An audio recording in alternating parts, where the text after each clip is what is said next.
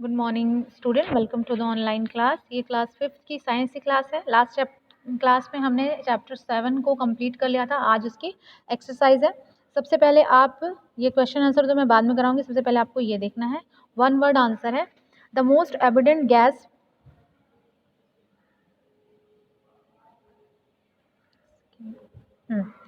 The most evident gas present in the atmosphere. जो सबसे ज़्यादा मात्रा में हमारे एटमॉस्फेयर में जो गैस पाई जाती है उसे क्या कहते हैं? नाइट्रोजन। आपको पता है कि 78% नाइट्रोजन होती है। The gas present in the atmosphere use to make ozone. जो ओजोन होता है वही क्या होता है? ऑक्सीजन। ठीक है। The first layer of atmosphere हम लोग ने पढ़ा था troposphere. The gas present in the atmosphere used by plant to make food. कौन सी है वो? Carbon dioxide. आपको पता है ना, कार्बन डाइऑक्साइड लेते हैं और ऑक्सीजन को क्या करते हैं? निकालते हैं। नेक्स्ट है fill in the blank. So first is dash is needed for burning. Oxygen के बिना बर्निंग नहीं हो सकती। Dash is the most evident gas found in the atmosphere. अभी हम लोग ने पढ़ा nitrogen. The dash protect the earth from ultraviolet rays. क्या हो जाएगा? ट्रोपोस्फियर।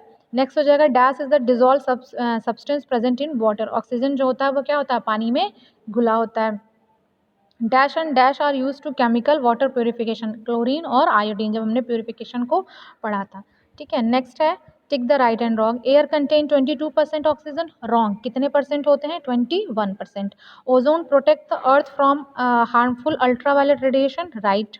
नेक्स्ट है troposphere is the uppermost layer of the atmosphere. Yes. First soluble impurities are removed by sedimentation. Wrong. ये कौन सी है? इनसॉल्युबल जो इम्प्योरिटीज होती हैं उनके लिए सेडिमेंटेशन का यूज होता है। नेक्स्ट है how many type of water impurities are there? 2 types है ना, soluble and insoluble. Next है which of these is the purification technique for the removal of insoluble impurities? तो जो insoluble होता है वो sedimentation and decantation आएगा। ठीक है। नेक्स्ट है the surface of atmosphere nearest to earth. सबसे जो एटमॉस्फेयर अर्थ के नियरेस्ट है वो कौन सा है? Troposphere. The burning takes place because of oxygen. जब ऑक्सीजन नहीं होगी तो कोई भी चीज़ बर्न नहीं होगी, यानी फायर ही नहीं होगा। नेक्स्ट है यहाँ पे मैच द फॉलोइंग है। एयर प्रेशर क्या होता है?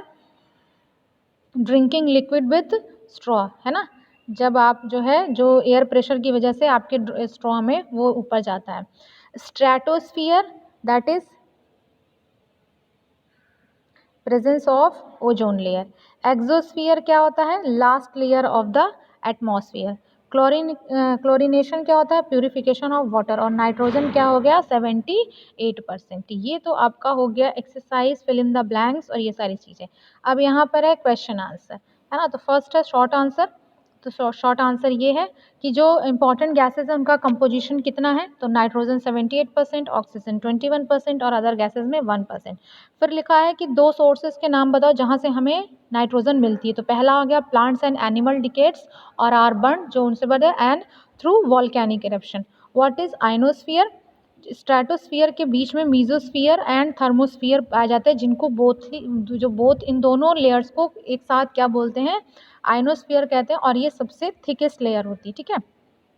और उसके बाद लास्ट क्वेश्चन है आपका volume of inflated balloon increases. जो बढ़ जाता है, क्यों बढ़ जाता है? Because it means that air occupy A space, कि एयर जो होती है वहाँ पर स्पेस लेती है, इसलिए उसका क्या हो जाता है? वो बढ़ जाता है। ये क्वेश्चन नंबर 1 है। Give 2 function of oxygen that present in the atmosphere. तो लॉन्ग क्वेश्चंस के ये है आंसर नंबर 1। ठीक है। नेक्स्ट है आंसर नंबर 2। ये आंसर 2 है। The amount of water vapour present in the air at a given time is called humidity. Humidity का क्या मतलब होता है? कि कितने वाटर वेपर वहाँ पे प्रेजेंट है। After humidity becomes high. जब ह्यूमिडिटी ज़्यादा हो जाती है तब वहाँ पर क्या होता है? रेन होता है। ठीक है। क्वेश्चन नंबर 3 है what is atmosphere, what are there different layer. तो एटमॉस्फेयर क्या होता है? एक ब्लैंकेट होता है हमारे सराउंडिंग अर्थ पे, ब्लैंकेट की तरह। It consist of 4 main layers, troposphere, stratosphere, ionosphere और exosphere. And last is answer number 4 कि किसी एक एक्सपेरिमेंट के द्वारा ये बताइए कि एयर जो होती है वो प्रेशर को एक्सर्ट करती है। ठीक है। तो ये आपका पूरा का पूरा चैप्टर 7 का एक्सरसाइज कंप्लीट हो गया है, डन हो गया है। और इसको आप क्या करेंगे? कॉपी में कर लेंगे।